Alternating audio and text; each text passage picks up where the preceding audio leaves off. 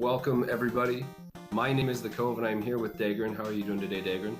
I am doing great. I just woke up about an hour ago. Yeah, well, I mean, we do our race a little early on Sundays, and if you're on the West Coast, which I think you are, I mean, that does get pretty early. Yeah, that does get pretty early. So, we are here for our August race, and we are really happy to have this be our first race over on the Speedrunners League Twitch page. For those of you, or first off, I want to say thank you to d4gr0n. So d4gr0n was the world record holder up until yesterday in this game on the no wrong warps category, and so he agreed to help me commentate today the race, which I'm really excited about. Do you want to tell everyone a little bit about yourself, d4gr0n? Well, I tend to like to speed run a lot of different games that kind of went under the radar, not really well-known games, rather niche games, in fact, like it. And it's not just this one, but there are games like Rocket Knight Adventures. There's Ristar. Games like that where you're not a heavy blockbuster franchise like Mario or Zelda, and you're not one that kind of relied on a pre-existing brand name. Like say something based off of a cartoon TV show, what have you. Yeah, I will say though, like I've played a lot of those games, and they seem to be really fun, tough platformers for the most part. So I mean, as a platformer guy myself, I think I've got a soft spot for a lot of those games that you play. Yeah, I mean, once people usually give it a shot, they start to come around and see the appeal of it. But it's yeah. Yeah, so I mean, since we're on Speedrunners League for the first time, I want to make sure to be able to give sort of an introduction to what RGR is. So Retro Games Racing was started by me and a few friends almost a year ago. I think this is our 12th race, so that means 11 months ago we started RGR, and it just started as a lot of us were Mega Man runners, and we wanted to be able to learn other games. And so once a month, we pick a game to run, and we have a week to practice it, and then we all get together and race it. And so I competed in the first 3 races, but then we decided we wanted to start streaming it to show, just kind of show off what everyone's been able to do in a week. And so I moved to a full-time commentary role, and I've been commentating since. But yeah, the winner doesn't get a cash prize, but they do get to nominate 3 games that will be the 3 that are voted on for the next month. So if you win, you will be guaranteed to have one of 3 choices to be the next game. So I mean, that's kind of we think it's a cool prize, and it's a cool way to do it, where somebody nominates 3 games to learn, and then the community will choose 1 game, and then we all help each other learn it for the week. So that's how it works.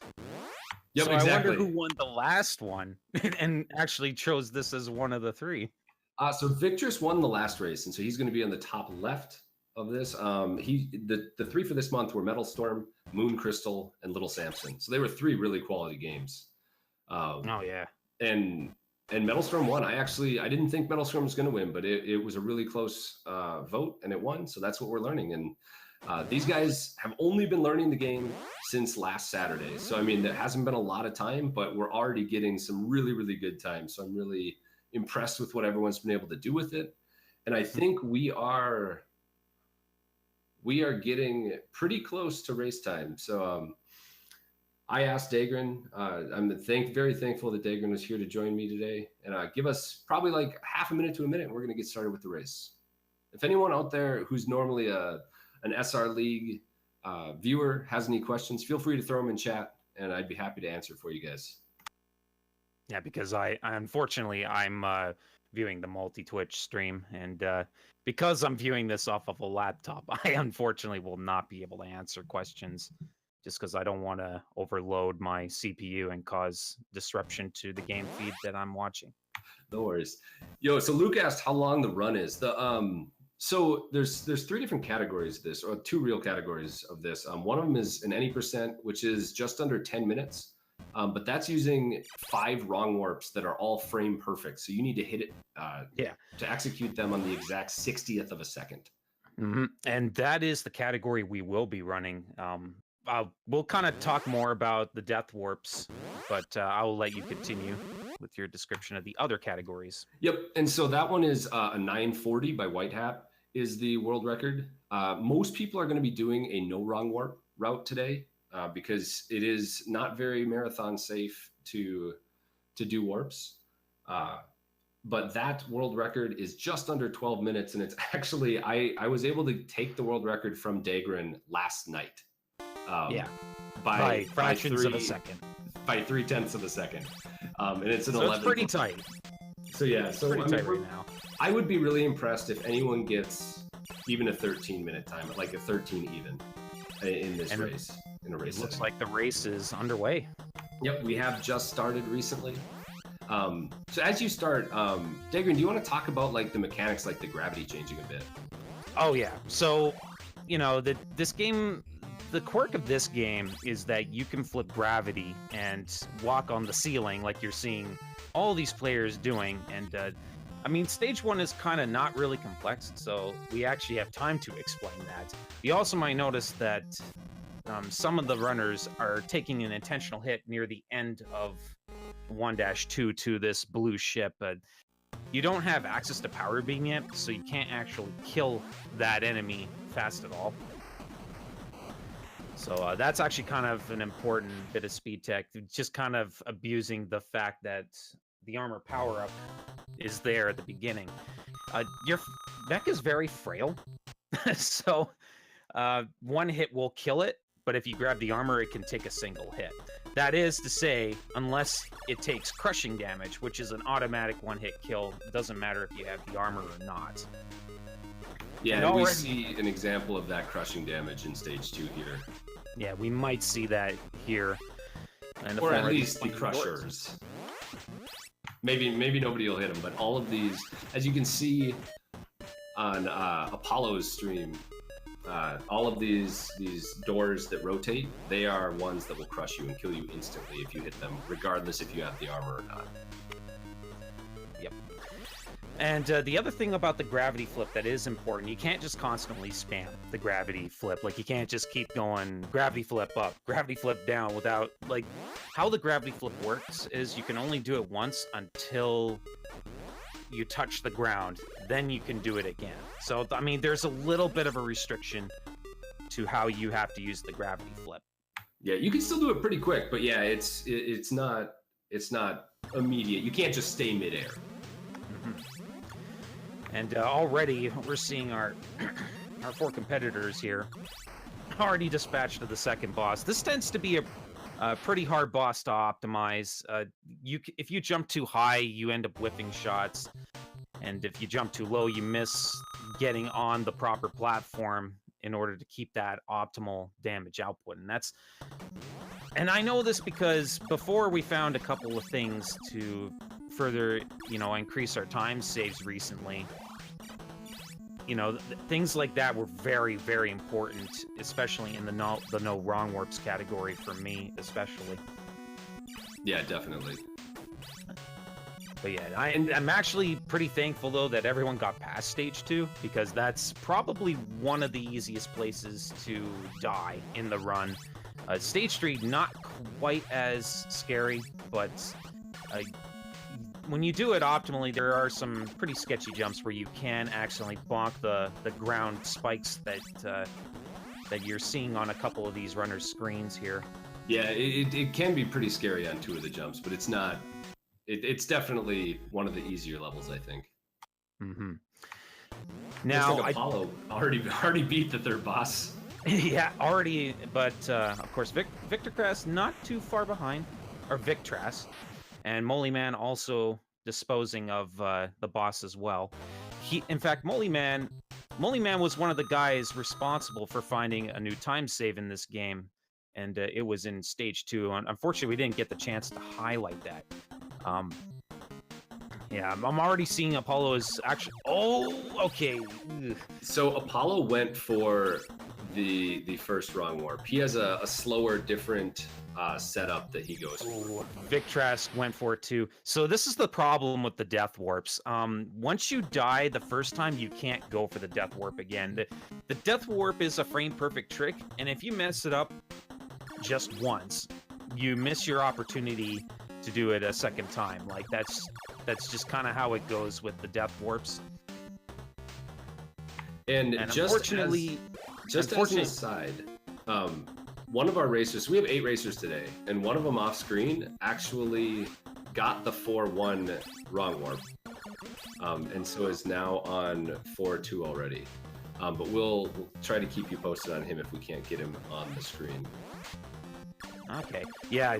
So getting back to kind of the talk about the death warps, not only are they frame perfect, you only get one shot to do it, because what happens is when you die on a screen and you try to do the death warp a second time, it will actually death warp you to the start of the stage. And this is something that I had to test out and like spend at least a good day or two just trying to get a proper read on how they work, what causes them to mess up in real time. Good to hear at least one of the runners actually did get the 4-1 death warp. It's not a particularly difficult one, which is very much unlike the 4-2 death warp, which has a number of different setups, and it's very inconsistent. If you ever talk to Whitehead about what he thinks of the 4-2 death warp, I think he will say something along the lines of that. Another important thing, though, about 4-2 is that there's actually a bit of a frame saver in... There's actually a bit of a frame saver in the in this part, in the form of reducing lag. So Apollo's coming up to this section here with these two walls here, and you can notice the lag is intense. How you handle that part, if you handle that part correctly, you can save a few frames of lag. And the only reason I found out about that was just because I would listen to the music and would notice a couple beats missing at times, and other times I would hear them. And that's just kind of how I figured out about that. Yeah, definitely. It's small little things like that that led to the no wrong warps category being initially as optimized as it was. It's just small little things like that were accounted for.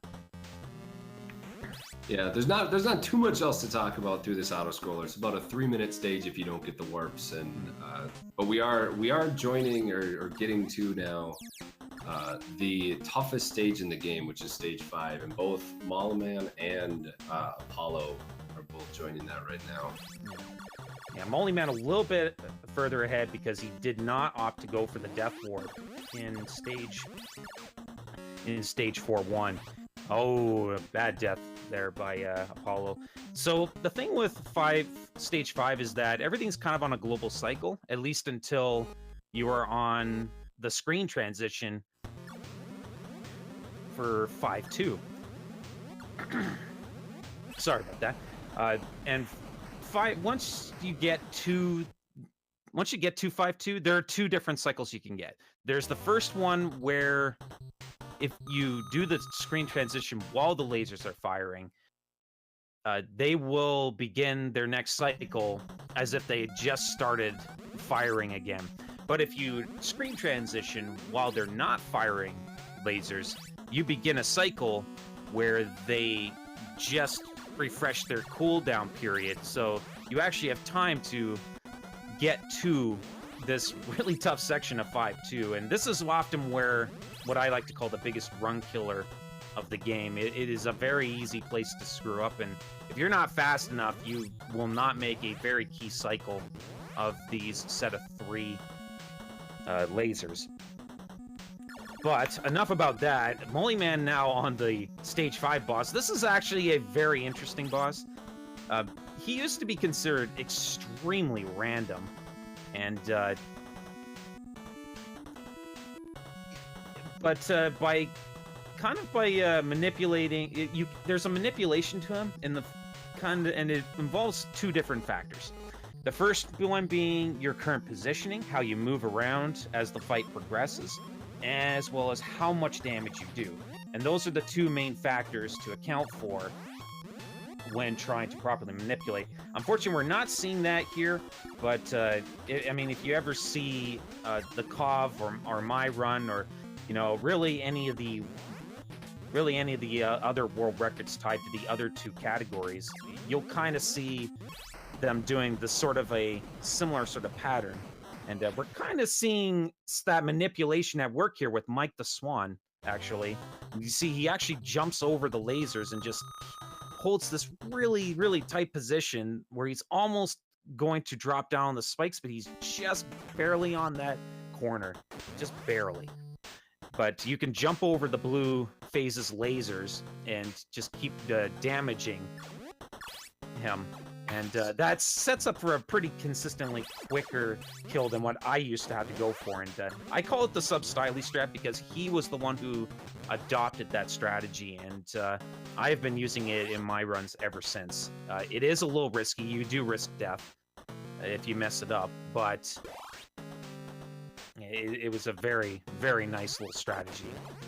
So I know you only have one of the multi-twitches open, d4gr0n, but Zenka is actually going into stage 7, and we have put him on the main stream. Oh. So I guess I'll kind of talk through his fights through this. I know he's lagging a bit on stream. He's actually about a minute further, and so even though it says that the timer's at 9:50, he's actually about a minute after that. But he is currently making his way through stage 7, which is just a refight of all 6 bosses you fought so far, and then one additional. You can call it an end boss, but essentially it's just hitting 4 things, and then you win. It's almost impossible to die on that last one. Yeah, he is all the way through now, and is going into the refight of the 6th boss. Do you want to talk about the 6th boss really quick, d4gr0n? It's really complicated. Okay, yeah. Well, I mean, stage 6 in general is pretty complicated. You know, it's a stage that's scrolling up, but the boss fight is actually probably my favorite fight in the game, and one that I've just, you know, pretty much have adopted the fastest possible strats with. And the idea behind it is that these 3 platforms, they go like counterclockwise around the room, and they can only be hit during points when they open a shutter door and expose their weak point. Now, the tricky part, though, it sounds like not a very complex fight, but the tricky part is trying to kill them all at the same time. And because once you kill one of them, they disappear, and you got to kill the other 2 without, you know, falling on the ceiling or the ground, because both will kill you. You can also get crushed in this fight, too. Kov, I'm sure, could tell you about that one. Yeah, I lost about, I don't know, 3 or 4 or 5 world record paces on the very, very end here by getting crushed. But I mean, it's a really, really weird thing that happens. I just managed to do the same thing every time. And Shika finishes with a 12:06. Very nice. Very nice. Which, I mean, we haven't quite seen that on the screen yet, just because his stream is laggy. But you can see the last boss here that he's finishing up, and it is absolutely trivial. Yeah, it's a trivial fight. In second loop, it's actually a boss fight, but not so much, because apparently there is a strat sub-style he does use for that fight. But yeah, it's a pretty trivial fight. And we do also see Malaman finishing up. So Zenka, he has a different IRC name that he does Twitch, but Zenka Roshi did get a 12:06 according to SRL, and Malaman got a 13:20 according to SRL. So I mean, Shika, it really shows you, even without the warp, that first warp I think saves about 50 seconds, and so he would have been handily in the lead by about 25 seconds, even without the warp. Yep. Yeah, and again, this was any %, so he was allowed to do that. Yep. Yeah. I mean, if you wanted to go for the warps, absolutely. It's just, it's definitely a risky strat, and I mean, it bit most of our people. Losing that or missing the 4-1 warp probably loses you, I don't know, about 15-ish seconds. But yeah. I mean, it's not like, well, actually, no, it loses you more time because you can't go for it a second time. That's true. That's the trade-off when you go for death warps and mess it up. You lose that 15 seconds, and you're forced to do the fight the entire stage the normal way. Or not the entire stage, but that particular screen. I should also mention, if you game over at any point during a stage, all the death warps associated with that stage can't be done. Yeah, it's a bummer with it. We did just also have Mr. McButters finishing third though. Our great restreamer Stuff and Things is working on cycling people in and out as they finish. Because like I said, we do have 8 racers in the race today. So we're going to try to get everyone up there today. Actually, looks like we did have a 9th join last minute. So we have 9 racers going right now. We'll try to get as many of them in as possible on the stream. So yeah, you can see how some of these runners are just finishing up. Victras about to finish it off. There it is, 15:23. Not too shabby of a time. He did go for at least the 4-1 death warp, which is sorry. I mean, again, the death warps are pretty tricky. Yeah, definitely. And BBL's timer looks like it's just a little bit cut off. There is a 1 there, so he's at 15 minutes, not 5 minutes. But yeah, a lot of these times have been pretty good. So I mean, Zenkaroshi's time of a 12:06, I think is incredible. If you'd have told me Malaman got a 13:20, I would have thought that he would have either won or been really close to winning. But I mean, he lost by over a minute, so that was a really good time by Zenka.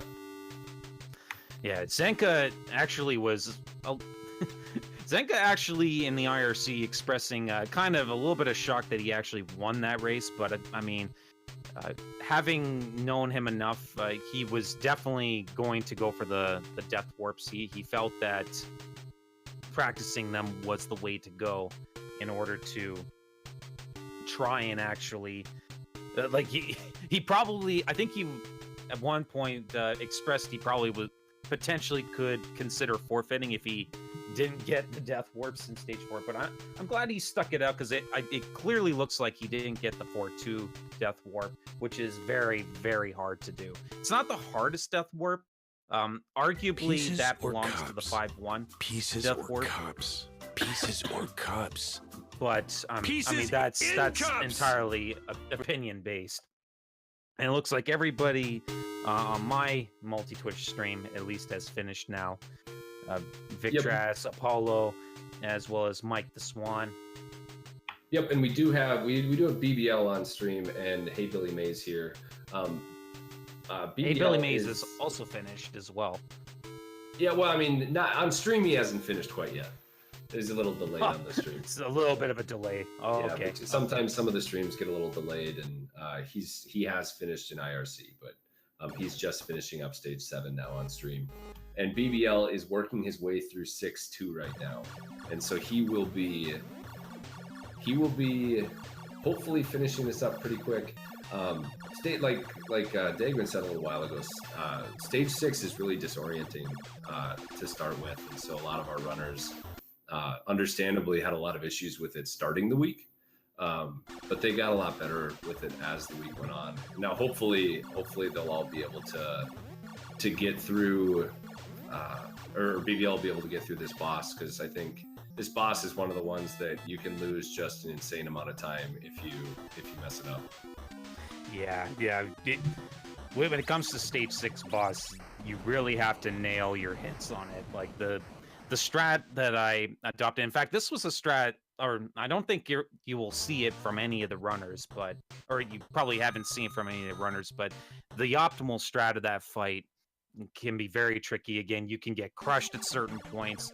You can completely miss your shot, shoot too early, and not wait long enough for the hatches to open, basically. And that will cause a loss of time, at least somewhere at some point during that boss fight. Yeah, absolutely. BBL is working his way through the stage 2 refight now in stage 7.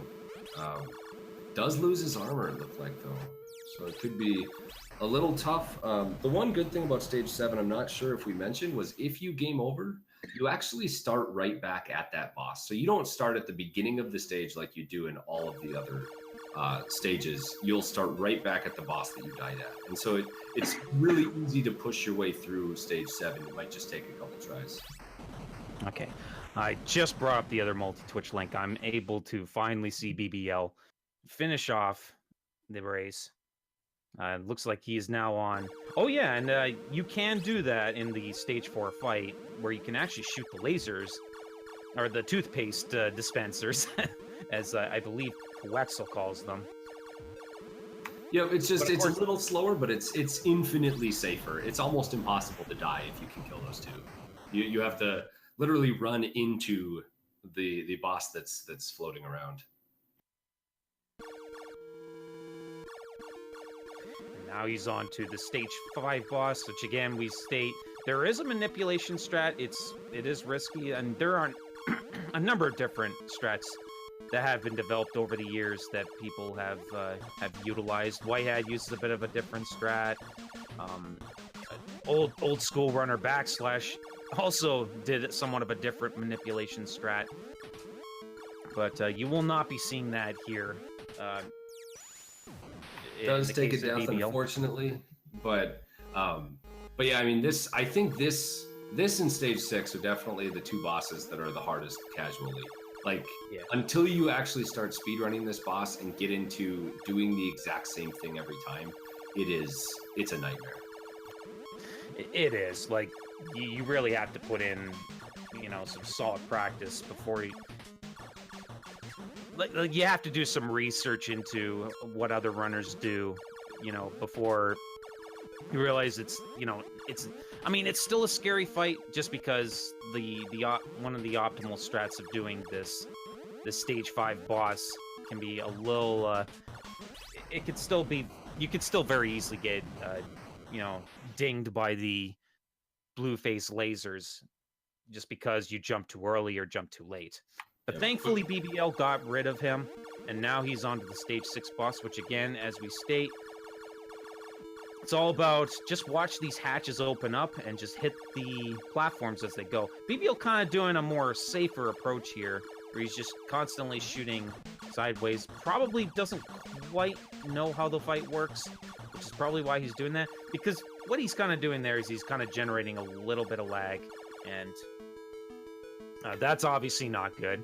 As we all know, generating any sort of lag is not good. I actually like it, though, because I know so BBL is a newer speedrunner, and I think that's a way that you can almost just make that boss trivial. You'll beat it. It won't be the fastest, but you'll beat it. You'll beat it, yeah. You got to look at it that way. And there you go, dispatching of the final boss.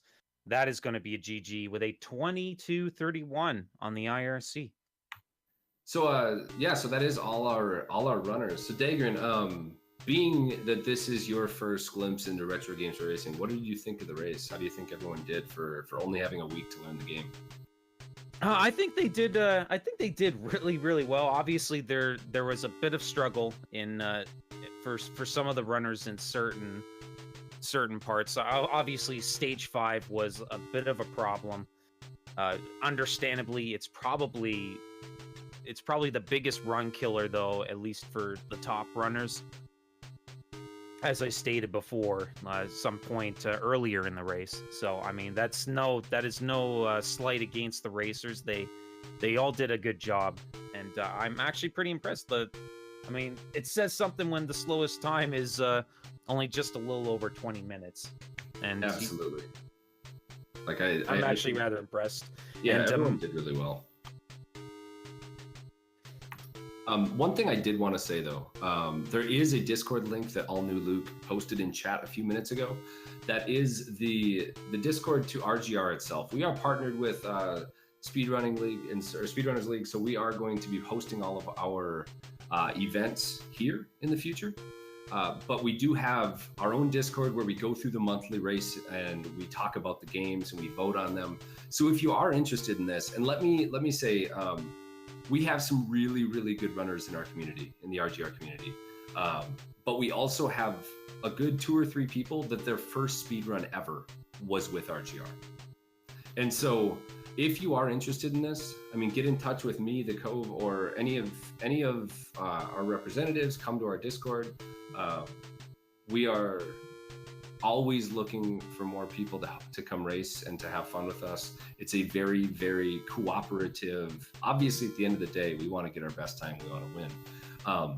But we are always helping anyone who's here, and we want to try to get more people into speedrunning, or just get better at speedrunning. So if it sounds like something that you'd like, definitely join us. Do you have any last words, d4gr0n? Because I think we're ready to jump off here. I believe I do not have really anything to touch on that you haven't already touched on before, so I do not. Okay, awesome. Thank you for watching, and I want to thank you guys for picking up this speed game, at least giving it a shot. I know some people were having a little bit of problems with this game, learning it initially. So I am honored to have had the opportunity to at least help out these people. I guess that's what I probably would inject. I'm glad that you guys at least gave me the opportunity to help you guys out, because I know White Hat was a little bit busier with his schedule. His real life kind of gets in the way, you know. Yep, it does. But I mean, no, thank you so much, d4gr0n, for helping out. d4gr0n was a huge help to helping us all learn the run this week. I would also say follow the runners. They're just like you guys out there. They're trying to be better at speedrunning. They're trying to grow their channels. And thank you. I do want to also give a big thank you to Jerry from SR League for reaching out to us to help partner, because I think this is going to be really good. And hopefully we'll be able to keep bringing you really awesome RGR races for months to come. So thank you guys so much on behalf of d4gr0n and myself, the Cove. Have a wonderful rest of your Sunday, and we will see you guys next month. Also, thanks, Luke. Thanks for watching.